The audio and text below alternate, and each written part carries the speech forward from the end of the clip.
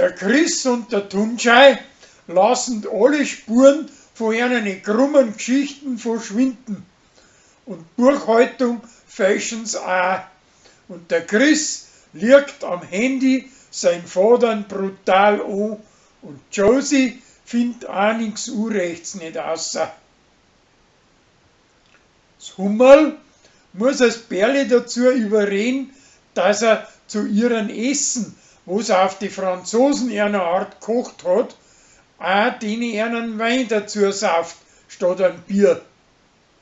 Danach schmeckt aber der Wein ihm besseres wie ihrer und er muss ihrer recht schön tun, dass ihn sauft. Margot und das Hummerl spielen für Kinder einen Nicolo und einen Krampus, weil die Lansinger Mannsbrüder nicht min.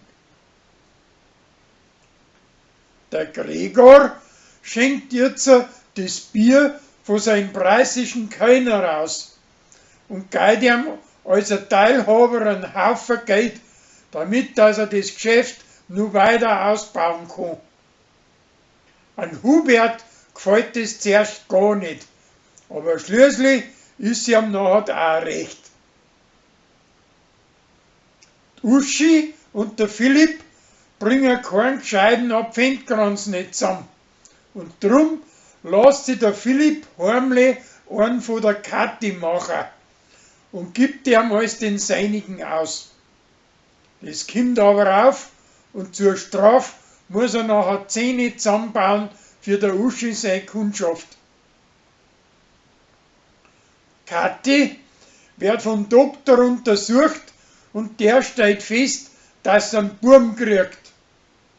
Drum backt's einen Kuchen, wo ein Ende blau ist und überrascht damit ihre Leute.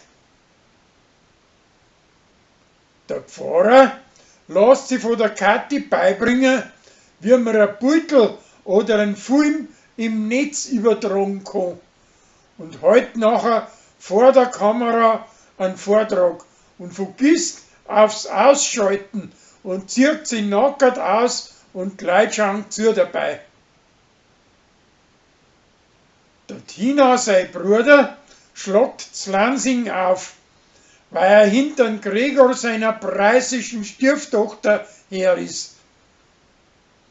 Zuerst läuft sie ihm aber davon, weil es meint, dass er ein Dieb ist, und danach wird's wieder nix, weil es etwas falsch mitkriegt und meint, dass er aufeinander nicht scharf ist.